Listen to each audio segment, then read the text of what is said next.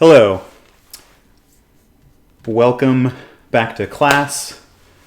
As you can see, my answer to the question of the day was yes, I did get that desperate. I think I did an okay job if you look at me this way, but let's just say I'm not going to be turning around anytime soon. So good to hear that everyone has reached the point of having to cut their own hair just yet. You'll get there at some point. We all will. We all have. Or we all will in the future. So I digress. Let's get into today's topic, which is prejudice, which is what we were talking about on Thursday. Just some quick reminders. As always, office hours are being held via WebEx every Monday and Wednesday from 3 to 4 p.m. I'm available to answer your questions face-to-face during those times, or you can just email me. That's also an option. But if you do want that kind of like, face-to-face conversation, that's what the WebEx thing is there for. Also, if you look at the syllabus, you'll notice that class was originally not scheduled for this upcoming Thursday, April 23rd. Reason being, I had a conference that I was planning on going to, but like everything else recently, it was canceled. So for that reason, I am uncanceling class. So there will be a lecture on this Thursday. So hopefully I'll see you online at that time. Lastly, just another quick goal check-in. If you recall, I had you come up with one personal goal, either a self-care goal or a mastery goal if you wanted to work on over these past few weeks. Hope you've been keeping up with that. Some shout-outs based on the discussion thread. Abigail and Anna, have you cooked for yourself today? Leanna, have you been keeping up with your schedule? And if not, what are some specific steps you could take to get back on track? All right, so with all that out of the way, again, hopefully you've been keeping up with your goals. Here's just an overview of what we'll be talking about today. So when we left off on Thursday, we were talking about different sources of prejudice. I think we went through all of the various social sources. We started talking about the motivational sources. We'll get through some cognitive sources as well.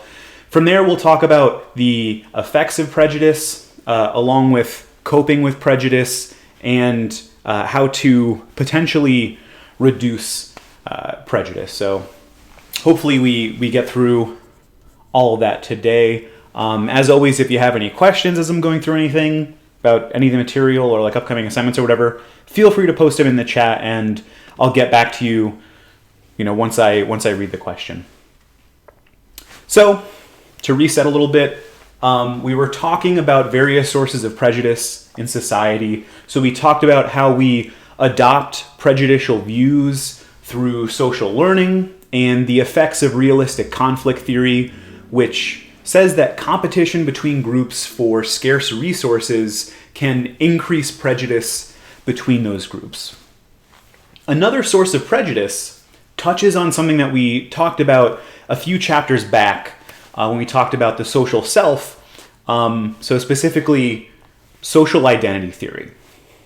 To summarize, the premise of this theory is that people define and evaluate themselves in terms of the social groups that they identify with. So we like to categorize things. We find it to be useful to put people into categories. So we sort people in this way. One reason for that is because categories serve as a shorthand for other pieces of information. We tend to assume certain things about people depending on what category they belong to. So for example, if we know that someone is a librarian, we make certain assumptions about that person based on our stereotype of a librarian. Or if we know that someone is a Christian, we make certain assumptions about that person. If we find out someone is gay or lesbian, we make certain assumptions about them, again, based on the category we've sorted them into, what stereotype we have about the category that we've sorted that person into. We also sort ourselves into categories.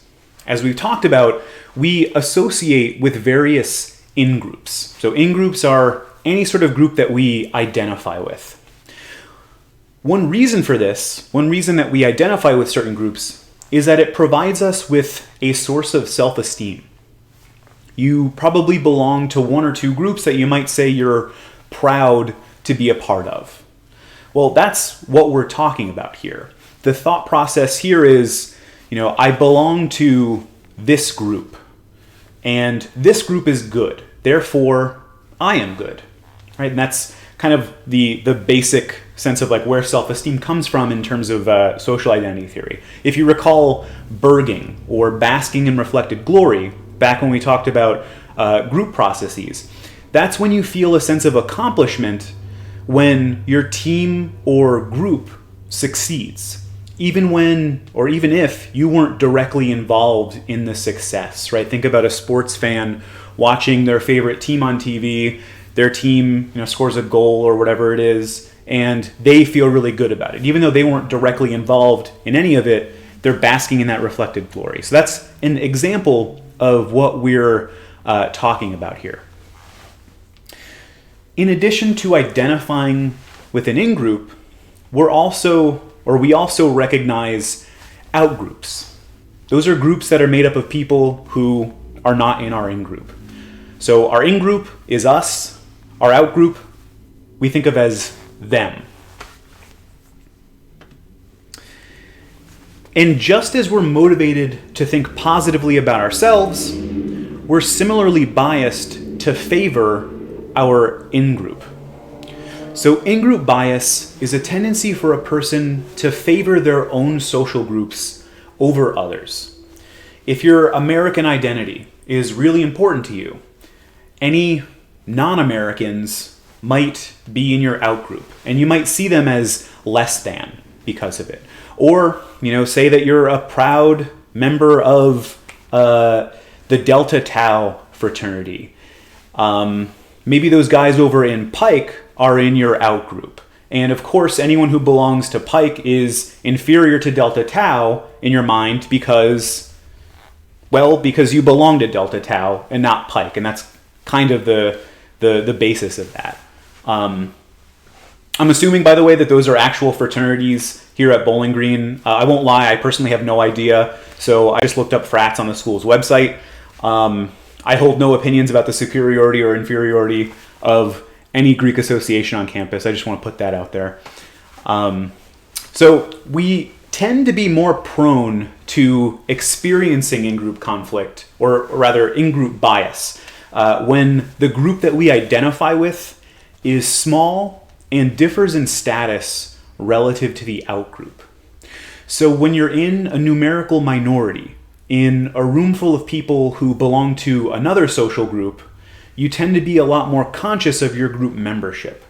Everyone has experienced this at some point in their lives, some people more frequently than others. Like when you're the only man in a room full of women, or vice versa, or if you're the only black person in a space full of white people, or if you're the only, non-American in a space full of Americans, our group membership is much more salient to us in those instances, and we tend to think and act accordingly. Something worth noting about in-group bias is that it does not necessarily result from hostility toward an out-group.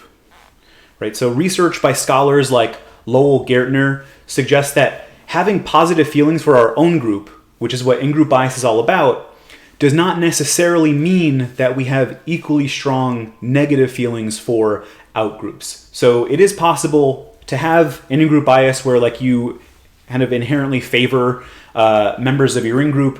It doesn't necessarily follow that you hate everyone in your out-group. But when you extend in-group bias to the level of nations or national identity, you get something called ethnocentrism. This is a trait that is strongly associated with prejudice, and it's a belief in the inherent superiority of one's own ethnic or cultural group. It's also associated with a dislike for other groups which are viewed as inferior. So essentially, it's viewing the world through one's own cultural value system, and believing that that value system is just naturally the best way to live. It is just objectively, the best value system. So at the heart of an ethnocentrist belief system is that there is one single best culture out there. There's one single best set of values. And hey, guess what? It just so happens, by sheer luck, to be the one that they were themselves born into. Ethnocentric people judge actions, practices, beliefs, and people based on their own cultural views of what is right and wrong or good and bad. Yet another common driver of prejudice is a need for status, social status, and security. So in order to be someone who has a high status, one needs people below them, like people of low status. So in order to, have high status, you need people below you in status. Prejudice is incredibly effective at helping people achieve feelings of superiority. It's really easy to feel better about yourself when you have someone else to look down on, essentially. So this may be why prejudice seems to be more common among people who are low in socioeconomic status, or people whose positive self-image is threatened in some way. For example, Grube and colleagues wondered whether men who were less secure in their own masculine identity were more likely to bolster their own self-images and senses of masculinity by viewing women in a negative way. So viewing women as inherently weak and dependent. And it makes conceptual sense if you think about it from a social comparison perspective, right? If I'm a man who I don't view myself as strong and independent, I likely feel bad about myself. I feel bad about my masculine identity. But if I can compare myself to a group that I view as weak, I'd likely feel better about myself because I can make that downward social comparison between me and members of this group that I view as inferior in this way. And that's precisely what these researchers found.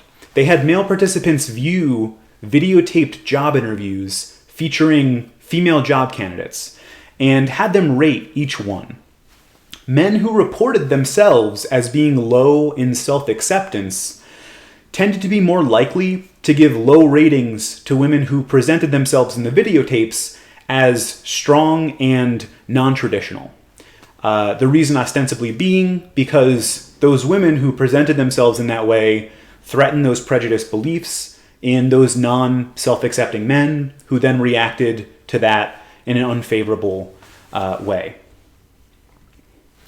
So a need to feel superior, it doesn't just drive gender prejudice, it underlies all sorts of bigotry, such as racial prejudice. There's a very kind of telling quote by Lyndon Johnson that summarizes this pretty effectively. Lyndon Johnson said, "If you can convince the lowest white man that he's better than the best black man, he won't notice that you're picking his pockets. Hell, give him somebody to look down on and he'll empty his pockets for you." So this quote, this whole idea really gets at this notion that underlying a lot of prejudice is this need for social status and security. So we've talked about some of the social pressures that cause prejudice, some of the motivational factors. Now let's turn our attention to some of the cognitive sources of prejudice. One reason why we tend to stereotype and why it's such a ubiquitous, very common thing to do is because it's really easy to do, as it turns out.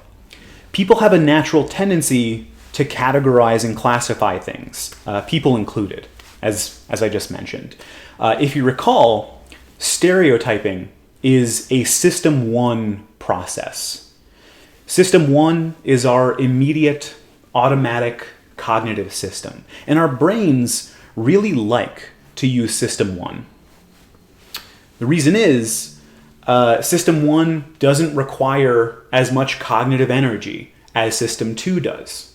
So not surprisingly, research has found that we're more likely to rely on stereotypes and in order to judge people when we're low on cognitive energy, or when our energy is diverted elsewhere, like when we're tired, distracted, pressed for time, or emotionally aroused, right? So if our cognitive energy is low or diverted elsewhere, we're more likely to engage in system 1 thought processes. And stereotyping is a system 1 thought process. So that's the logic there. So stereotyping is fairly common. But stereotypes, they can be inaccurate. One way in which stereotypes tend to be inaccurate is that there's a tendency to believe that people in social groups that we do not belong to ourselves are more similar to one another than they truly are. This is called the outgroup homogeneity effect. So in general, it's a tendency to believe that your own social group is made up of a very diverse set of people with diverse worldviews, personalities, preferences, beliefs, and so on, right? So it's a tendency to believe that your own social group is incredibly richly diverse, but people in other social groups, people in your outgroup, well, those people are more or less all the same, right? So outgroup homogeneity effect, a tendency to believe that one's in-group is incredibly diverse, whereas one's outgroup or people in various outgroups are not that diverse. They're kind of, all in the same.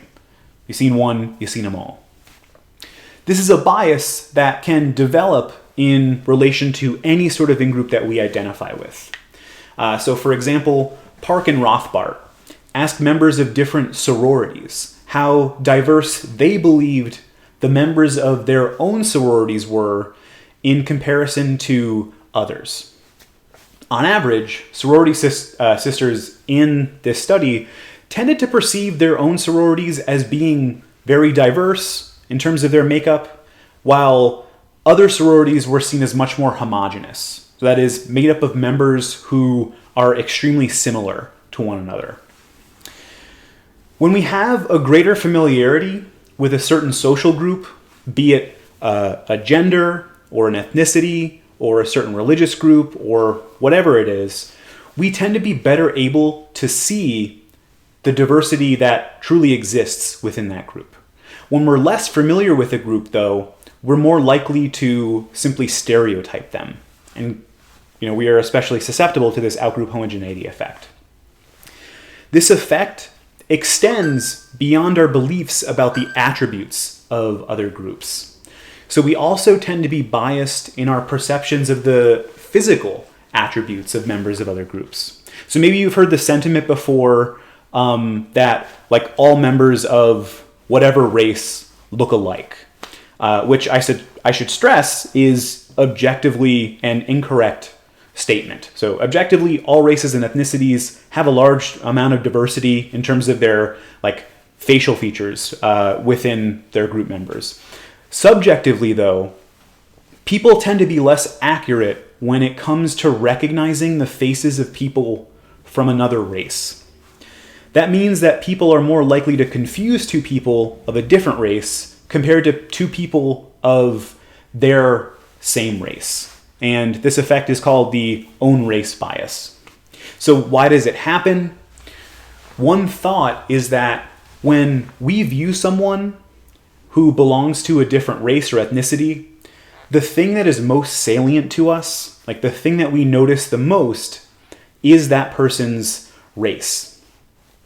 But when we view someone who belongs to the same race as us, their race is not as salient to us. It's not the first and foremost thing that we notice about them. We're more likely to be attentive to other details about them, the shape of their nose or the color of their eyes and so forth. Their race isn't automatically the most distinctive thing to us. And so we're better able to discern those people who, belong to a similar race to us. So this effect, this kind of outgroup homogeneity effect, it is very expansive. It covers a wide range of phenomena that we see. In some instances, stereotypes develop from really nothing more than a perceptual bias known as an illusory correlation. So stereotypes usually assume some kind of correlation between group membership and a certain set of characteristics. So for example, librarians are introverted. Like, take that statement, there's a correlation that's assumed between that social group, librarians, and that characteristic, introversion. Sometimes stereotypes can be accurate, even if overgeneralized, but often we assume certain correlations that don't actually exist or are grossly exaggerated. So an illusory correlation is a faulty perception where people think that two things are related when in reality, those two things really aren't all that related. So more specifically, an illusory correlation occurs when a person believes that membership to a certain social group goes hand in hand with a certain type of behavior or a certain attribute, a certain quality. These kinds of illusory correlations occur under fairly specific circumstances. When two things that are generally rare or distinctive co-occur in close proximity to one another. So illusory correlations are the result of the mind's desire to seek out relationships, even if there may not be one there. So our brains have a tendency to hone in on things that we find distinctive. When strange or unusual things happen, our attention is drawn to them because they stand out from what is familiar to us. And when two unusual things co-occur, like happen in close succession to one another, our mind automatically assumes a connection between those two things.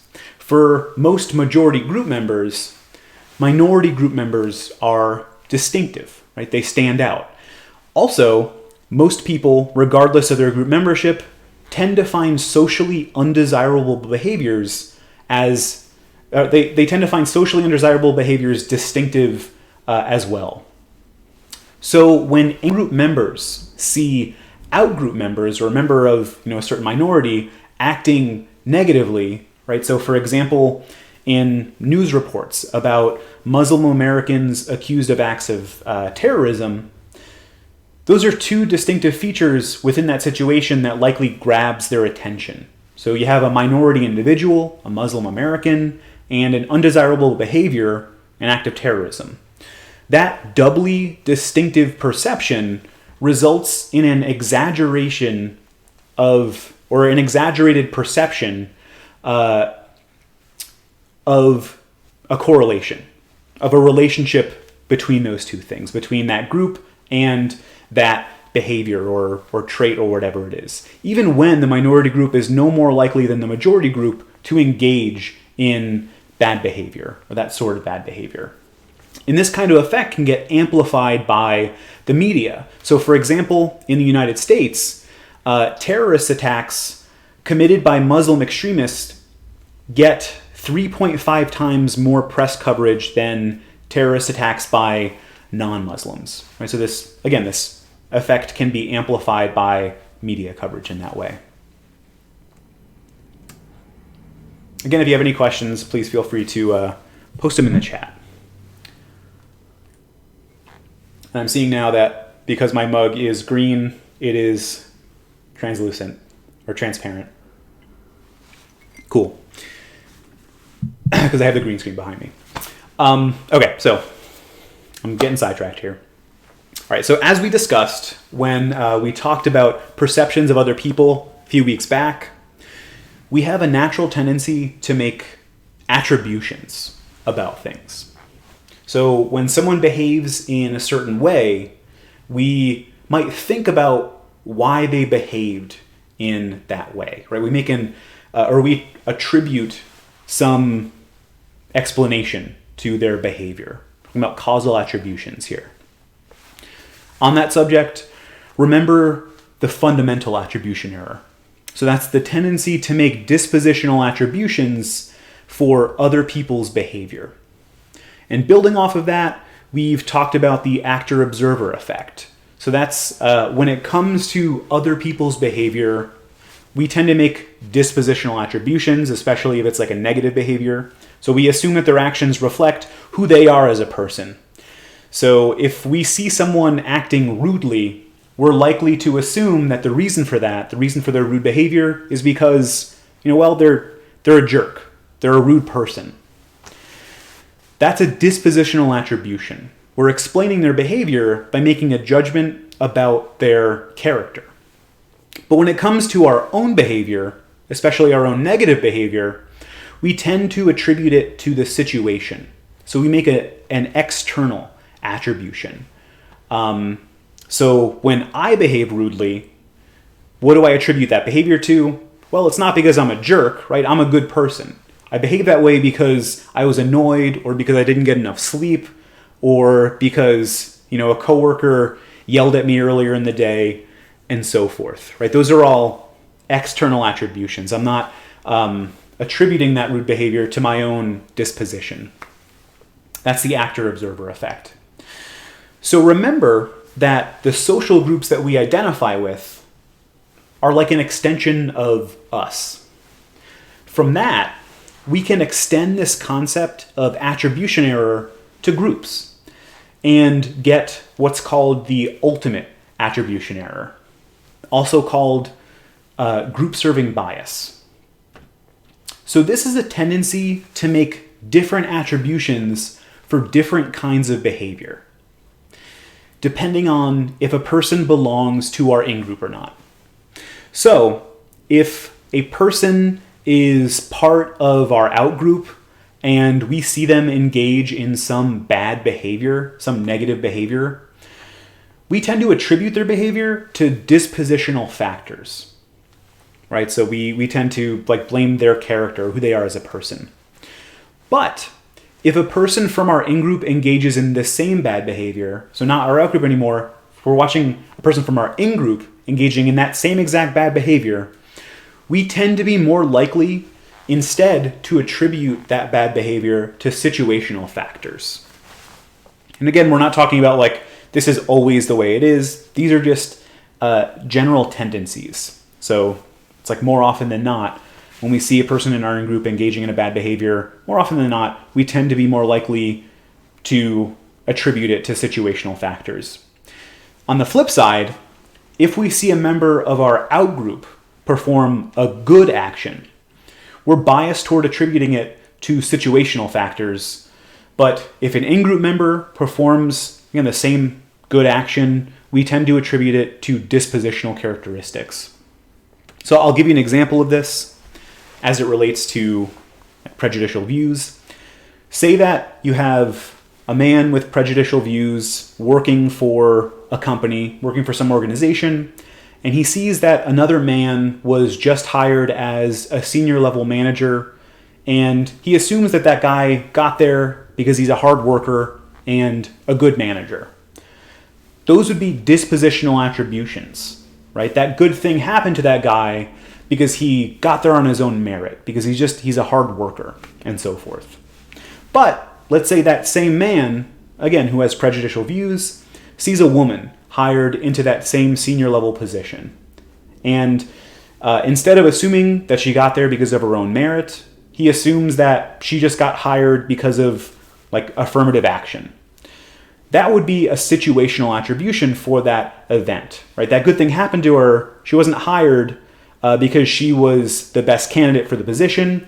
It was just because of the organization's policy, right? So it has nothing to do with her dispositional characteristics. It was just the situation. That's why she was put in that good job.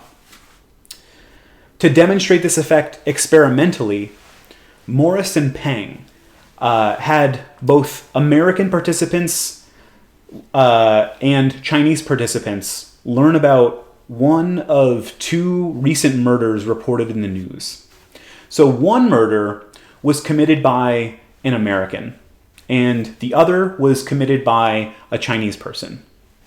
The researchers gave each participant the media coverage for the murder. So they kind of gave them the background of what happened, the story, and so forth. Then they asked them to weigh the dispositional and situational explanations for the cause of the murder. So, why was it that this person murdered the victim? And just as the ultimate attribution error predicted, or would predict, American participants were biased toward dispositional explanations for the Chinese murder suspect. Right? So they give explanations like, the murderer killed this person because the murderer was an angry person, because they were a violent person. Right? Those are dispositional attributions. These American participants were also more biased toward situational explanations for the American murder suspect. So they gave explanations like, he was caught up in the heat of the moment, and that's why he killed that person. Or he murdered that person because that person wronged him in this way.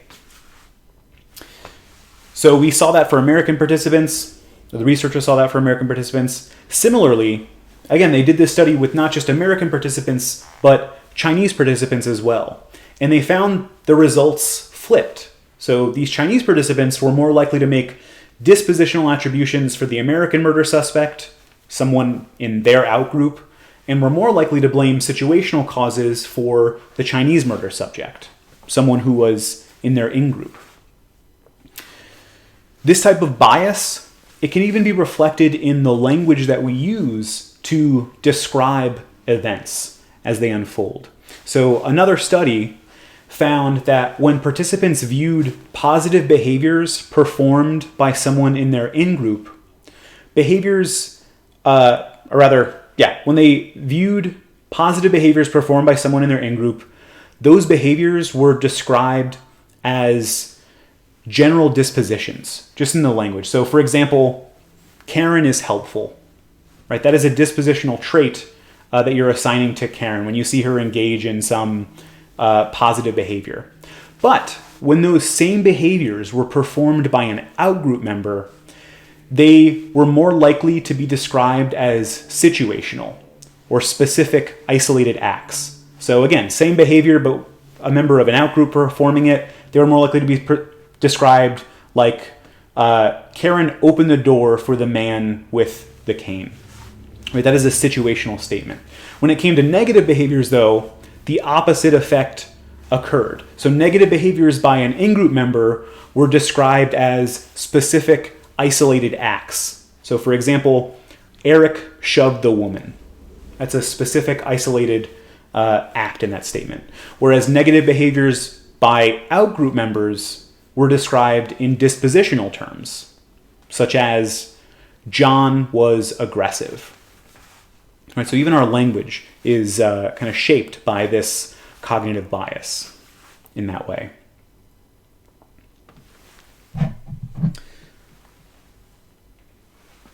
So we all know that there are many negative consequences of prejudice, from socioeconomic differences to negative health outcomes, and so on. One consequence that we've already talked about way back in the beginning of the semester is this thing called stereotype threat. This is that disruptive, distracting concern that one might have when facing a negative stereotype, that one will be evaluated based on that stereotype. So you can recall that study by Steele and Aronson, in which they had white and black participants take the verbal portion of the GRE. Actually, we're going to pause one here for 1 second. I need to grab the charger from my computer.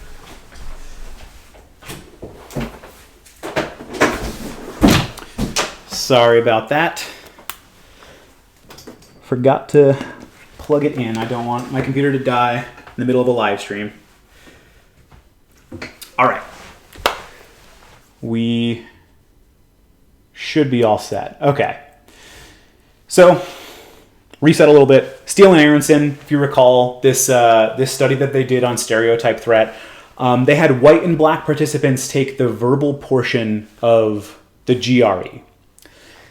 When black participants were primed with their race, that is, when they were reminded of it and made aware of it, they performed significantly worse than their white counterparts did, or even those in the other group compared to like black students who were not primed with their race. So they're thinking about this stereotype that, or rather, like the thought here is that being reminded of their race made relevant stereotypes about their race more salient. So as they are taking the GRE, they have those potentially negative stereotypes, those negative relevant stereotypes in mind, such as, the stereotype that black people are supposed to be unintelligent, and the apprehension that they feel about being judged based on that stereotype serves as a distractor, which ultimately makes them perform more poorly on that test. So in that way, stereotype threat is like a self-fulfilling prophecy.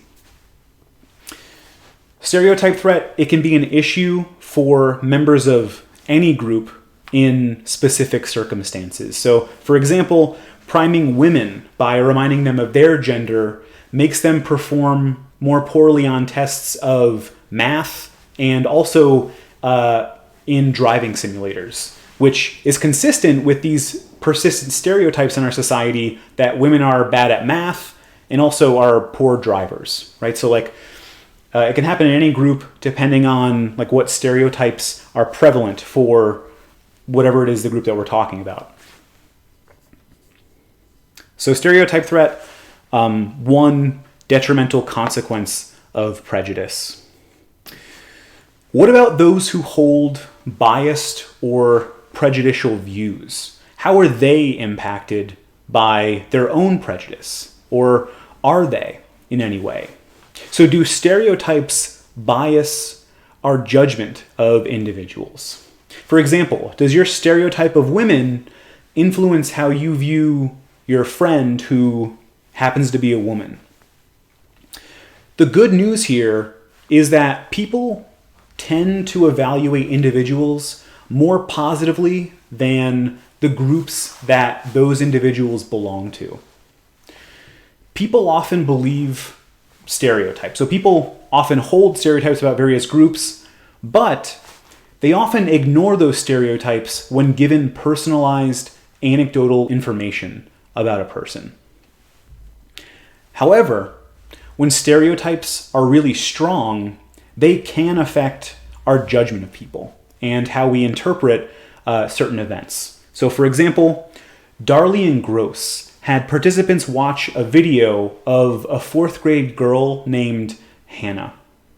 Half the participants saw a video in which Hannah was portrayed as the child of lower class parents living in a depressed urban neighborhood.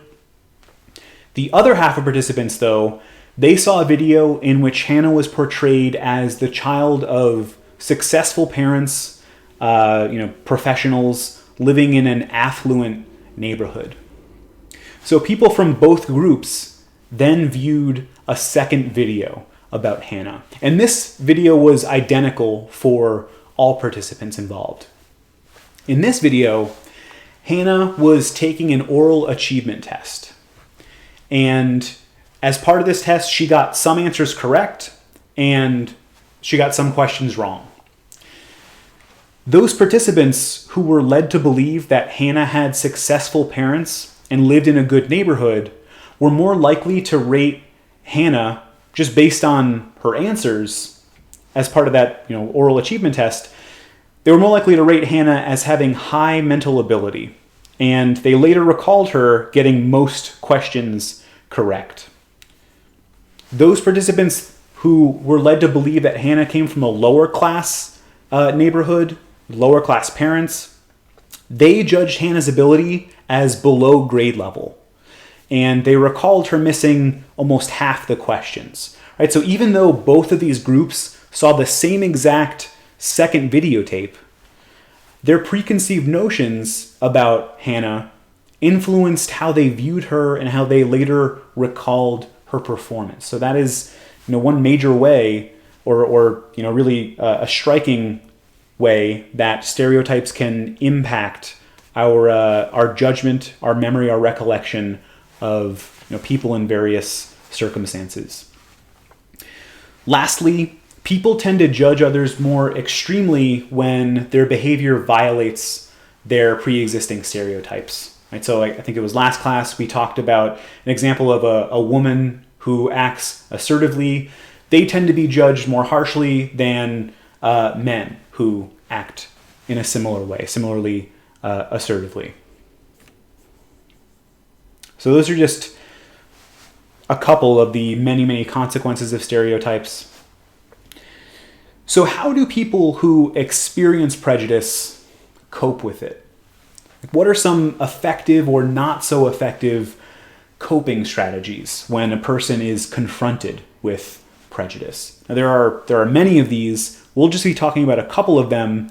Some of these are effective, some of these not so effective, according to the research. So first and foremost, usually when people think about what to do when you are exposed to prejudice is confrontation, right? So you see or hear someone do or say something that is bigoted or prejudiced, and so what you should do is confront them about it.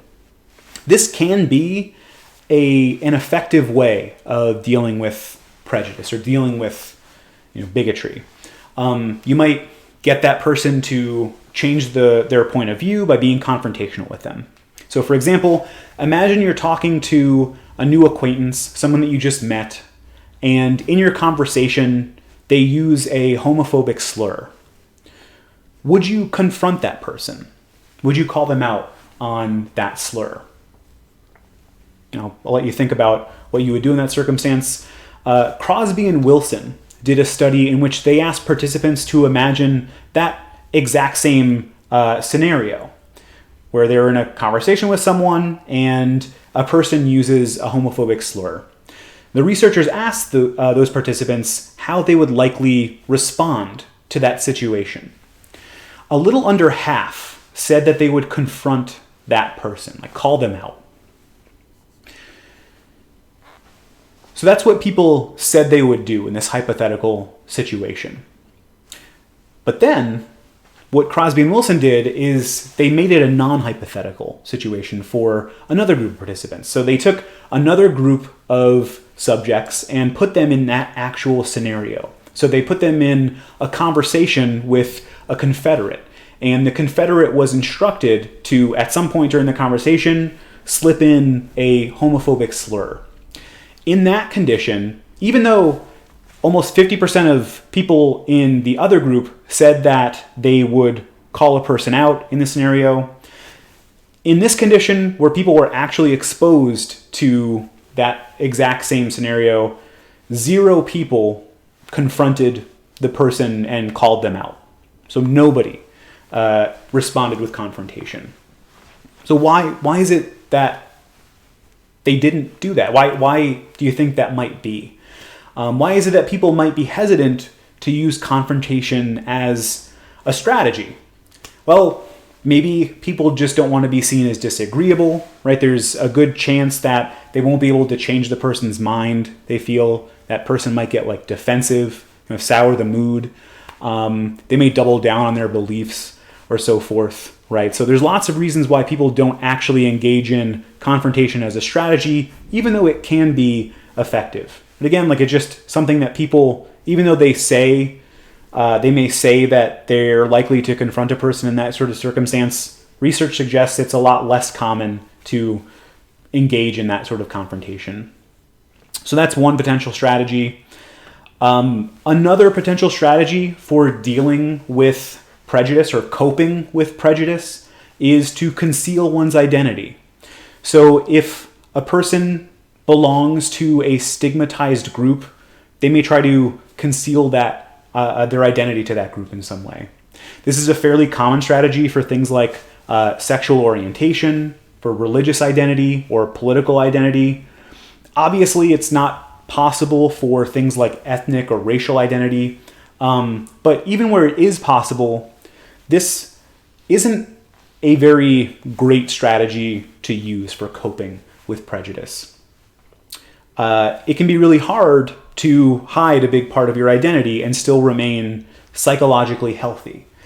So choosing to disclose a certain identity, like your sexual identity, or if you're gender nonconforming, your gender identity, you do risk negative outcomes like prejudice, social disapproval, possible increased self-consciousness in certain situations. So there are certainly lots of downsides or potential risks to disclosing that identity. But on the plus side, people who do disclose these parts of their identity generally tend to report having increased self-esteem, decreased life stress, and higher quality interpersonal relationships. Right? So there are definitely some trade-offs. Kind of a related strategy to concealing one's identity is compensating for other people's biases. So you belong to a potentially stigmatized group, and in order to compensate for that fact, you compensate in some other way, essentially. To give you an example of this, in action, Miller and colleagues did a study in which they had women have a conversation with someone for the first time. And they were told that they needed to form a good first impression with that person because the other person would be rating how likable they were. So in one condition, women were told that their conversation partner could not see them. So this conversation was just over the phone. In another condition, though, women had to talk to that person face to face over a video monitor. So their conversation partner could see them. Women who were overweight tended to act in a much more extroverted way when they thought that their partner could see them versus when they spoke to them just over the phone. So women who were not overweight did not act significantly differently in either condition. What this suggests is that those overweight participants likely felt on some level that they had to compensate for their appearance. And the way that they did that was by making an effort to be really personable, to be really extroverted. And it did actually work. So those women were rated as more likable by their conversation partners. So compensating for others' biases, it can be effective. But as you might imagine, it does come at a cost as well. So to a certain extent, when people engage in this kind of behavior, they're essentially creating a sort of facade.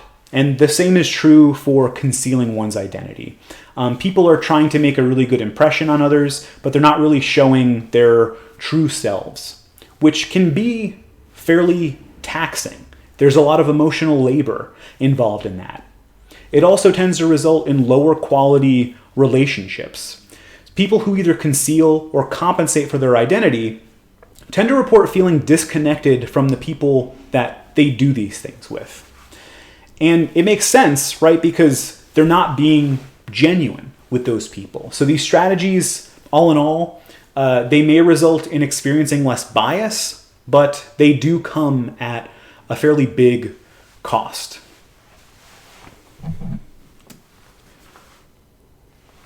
So what about some healthy, effective strategies for dealing with prejudice or for coping with experienced prejudice?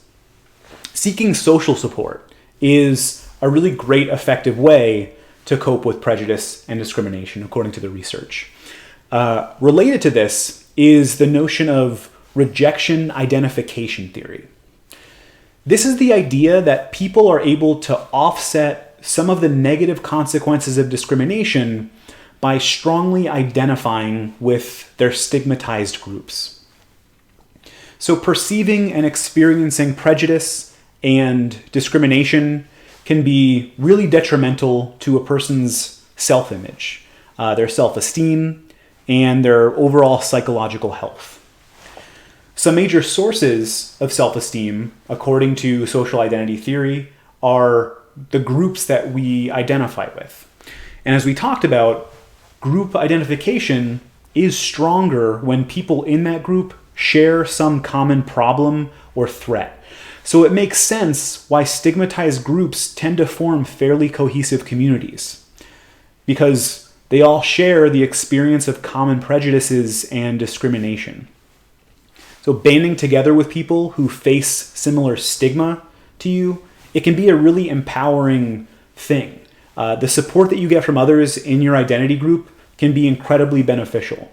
So it's no surprise why social groups that are among the most stigmatized in society also often tend to be the most cohesive. So those are some ways that individuals can cope with prejudice when they experience it. But going beyond that, how do we reduce or eliminate prejudice? How do we stop it from happening in the first place? One major avenue for reducing prejudice is through cultural change. This includes top-down changes like changing laws and policies, and also changing cultural norms. And as you might imagine, these sorts of things, they can be fairly difficult to accomplish, but they can nonetheless be done, and they can be effective. Raising awareness of prejudice and discrimination can also help reduce it. So in order to solve a problem, you first have to become aware of a problem. Sometimes just naming these things can be a good first step in reducing them. So to give you an example, sexual harassment in the workplace has been a major problem and has disproportionately affected women for just about as long as there have been women in the workplace. But sexual harassment as a concept wasn't really something that we started talking about in a big way until relatively recently in history. So the term itself was only first coined in 1979. Since then, though, it's entered the cultural consciousness and people do talk about it and talk about it frequently. And there's been a major push to eliminate it over the past few decades.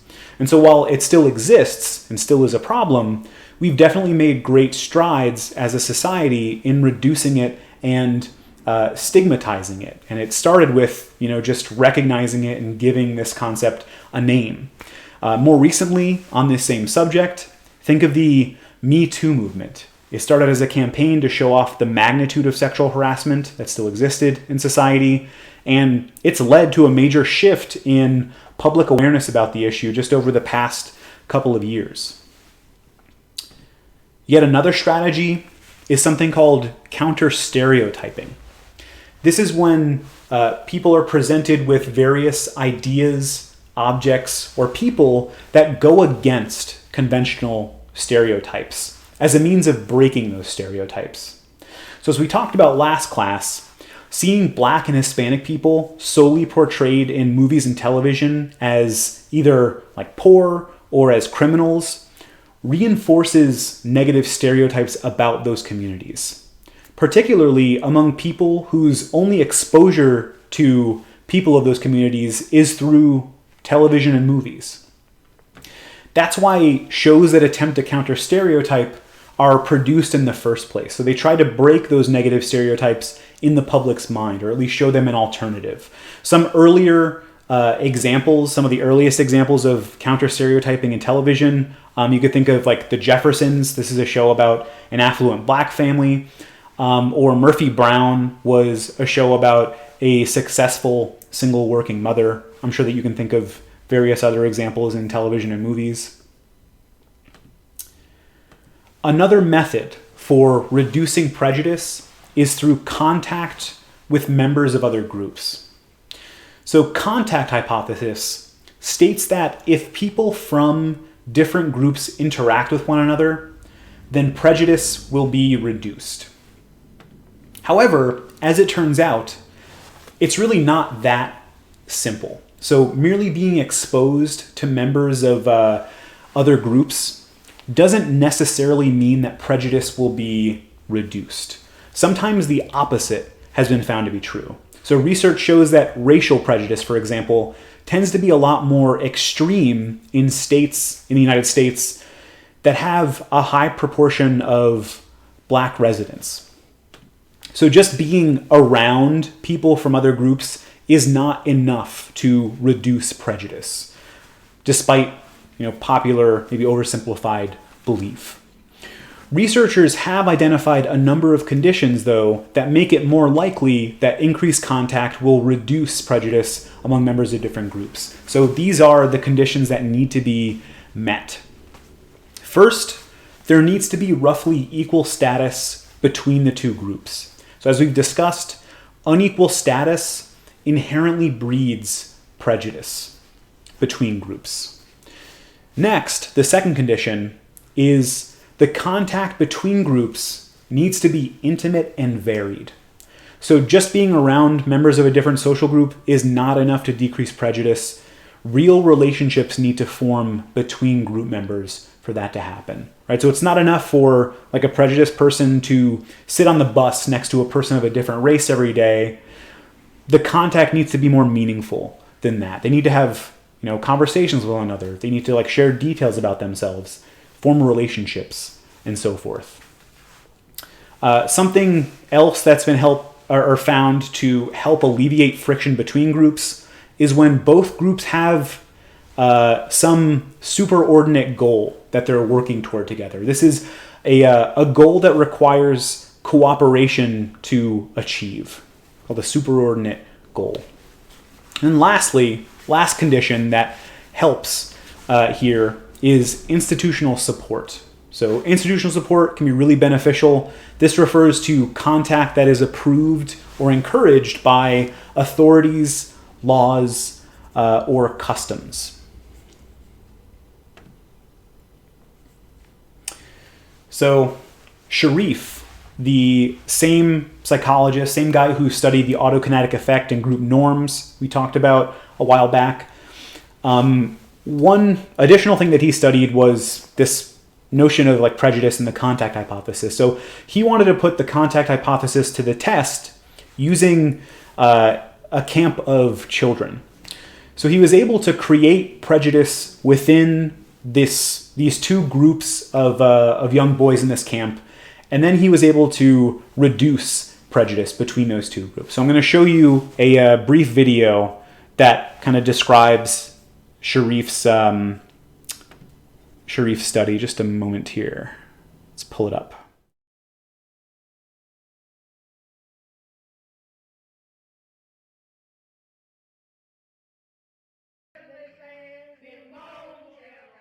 Between 1949 and 1954, social psychologist Muzaffar Sherif and Carolyn Wood Sherif collaborated with graduate students to hold a series of experiments to test one of Dr. Sherif's ideas, known as realistic conflict theory. This having to do with intergroup conflict, stereotypes, and prejudices. The most famous and significant of his experiments took place in 1954 at Robbers Cave State Park in Oklahoma. Sherif's main idea was that conflict arises between groups when they're competing for limited resources. This hypothesis had important implications as the Second World War had recently ended. The experiments involved 22 children between the ages of 11 and 12. None of them knew each other previously, and all came from similar backgrounds: middle class, white, and Protestant. The experiment had 3 stages, the first being a bonding stage. Before the two groups were made aware of each other, they were encouraged to bond and create social norms by engaging in activities such as swimming and hiking. Here the groups took names, the Eagles and the Rattlers, and developed their own cultures and cultural norms. The next stage was the competition stage, lasting 4 to 6 days. In this stage, there was to be friction between the groups, and as such, a series of competitions were arranged. These competitions included baseball, tug-of-war, and touch football, among others. The winners would receive a trophy, medals, and pocket knives. There was no alternative prize for the losers. The Rattlers, who had developed a norm of toughness and aggression, became emphatically confident in their success. They put Rattlers' flags on the baseball field and made threats about bothering them. The researchers then manipulated situations where one group would gain at the cost of the other. What started as verbal aggression between the groups soon escalated further. After one of the baseball games, the Eagles burned the Rattlers' flag. The next day, the Rattlers raided the Eagles' cabin, flipping beds and stealing personal items. Soon, fistfights would break out, and the researchers had to physically separate the children. After the end of the conflict period, where it was announced that the Eagles were the winners, there was a reducing friction period. The groups were asked to characterize the other group, and it was found that there were profoundly negative characterizations, while holding their own group in high esteem. During this time, the two groups were brought together to engage in non-competitive activities. Sheriff believed that simple contact between the groups would not reduce friction. Instead, there would need to be common, superordinate goals to accomplish. In one event, the boys were to watch a movie together, but had to chip in money of their own. They worked together to decide the splitting of the money. They also had to work to fix an issue with a water tank and the water supply at camp, which the researchers had arranged. Likewise, one of the trucks delivering food became stuck and had to be pulled out by the children working together. At this point, the kids had come together, no longer as enemies, but as allies with a common goal. Mustafar and Carolyn Sheriff had successfully demonstrated realistic conflict theory. Normal boys became their own cultures and showed that conflict for limited resources can lead to prejudiced attitudes and discriminatory behaviors. While simple coexistence did not eliminate these prejudices, working together towards something better for both groups did.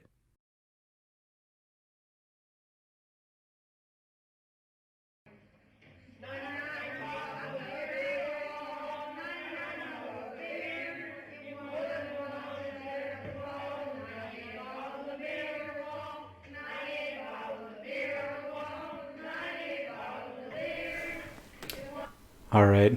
Please forgive the creepy sounds of children from the 1950s singing there at the end. So that was the Robbers Cave study done by Sharif. So again, just to quickly summarize, he created these two groups of campers, had them create team identities. They quickly internalized those identities, and when Sharif introduced a scarcity of resources and competition between those two groups, the two groups quickly became hostile toward one another. And those hostilities were fairly pervasive. So during the first half of this experiment, Sharif was able to take these two groups of boys, or rather this one large group of boys, arbitrarily separate them into two different groups, and then create a fairly strong sense of prejudice between those two groups. And those hostilities continued until Sharif introduced shared threats into the study. So members of both groups had to work together to achieve those superordinate goals. Things like, fixing the camp's water tank, as you saw, or pulling the broken down food truck back to the camp. Those were things that neither group could do on their own, or could achieve on their own. Rather, they had to work together. So by the end of the study, through the achievement of those superordinate goals and so forth, those hostilities between the two groups were greatly reduced. So Sharif was able to demonstrate those conditions of contact hypothesis in order to reduce prejudice between these two groups. So why is it that these conditions help reduce prejudice between groups? Why is it that contact hypothesis works if those conditions are met? For one, intimate and varied contact between groups increases people's knowledge about outgroup members. This means that people will be able to use more information to judge people rather than just relying on potentially negative or inaccurate stereotypes. Second, intimate and varied contact reduces people's anxiety about interacting with people from different groups. So things that are unfamiliar can be unsettling. So by enhancing familiarity and reducing anxiety, contact can ultimately help reduce prejudice. Third factor here is that contact helps foster empathy. It can help lead someone to adopt the other person's perspective or some other person's perspective, see the world from their point of view. And this helps people look past differences, or at least understand and accept those differences. Sometimes contact between groups isn't always possible. So, for example, what if you live in a community made up overwhelmingly of people in your own social group and very few others? You just don't have the opportunity to develop close relationships with people outside of that group. But there are other strategies that can be used to reduce prejudice. So, for example, perspective taking. This is when people are encouraged to imagine the experiences of other groups. And if it's done correctly, it can be a really effective way of decreasing bias and increasing empathy. To demonstrate this, tell you the story of Jane Elliott. So Jane Elliott was an elementary school teacher working in Iowa in the 1960s, around the time that Martin Luther King Jr., the civil rights activist, was assassinated. And she wanted to teach her students about prejudice. But the problem was that her community was overwhelmingly white. Like pretty much everyone in the school, certainly everyone in her class, was white. The kids in her class had no contact with non-white children. So if you never had any direct, prolonged experience with a person of another race, it's kind of hard to have any sense of appreciation of what people of another race are like, what sorts of challenges they face, and so forth. Intimate and varied contact between groups, it can help reduce prejudice, as we just talked about, but what if there just isn't that kind of opportunity for that sort of contact? So what Elliott did was she attempted to set up an environment that allowed students to take the perspective of a non-white student dealing with prejudice. So the way that she did this was by dividing the class up based on whether they had blue eyes or brown eyes. On day one, the blue-eyed students were treated with more privilege. So they got an extra snack at snack time. They had more time to work on their schoolwork. They had their first pick of toys to play with. The teacher would just kind of talk to them with, in like a happier tone and so forth. Just these various ways where they got more privilege. The next day, the roles were reversed. So the brown-eyed students were given the privileged status and the blue-eyed children were the second-class students that day. And Elliott saw some really striking results. So students took to their roles almost immediately. So the privileged students on their day actively taunted and discriminated against the other group. And the non-privileged students, obviously, they felt pretty bad about their position, and they had a bunch of negative outcomes for the day. So they weren't able to complete classroom tasks as quickly, for example. They didn't do as well as the privileged kids did on their assignments, and so forth. After this activity, Elliott brought the students together and they had a discussion about what had happened, how they felt to people in the other group, and so forth. So through this classroom activity, Jane Elliott was able to demonstrate to her students, granted in a fairly limited way, what it's like to not only hold prejudice, but also to experience it. So she provided them with an opportunity to take on a different perspective, and it did seem to work in helping them become more aware of the negative effects of prejudice. So, just some key takeaways from this section as we wrap things up. For a variety of reasons, as we talked about on Thursday and today, prejudice is somewhat inevitable in society. There are many avenues through which it can be created and sustained. And it can be incredibly harmful to people. However, it can also be reduced.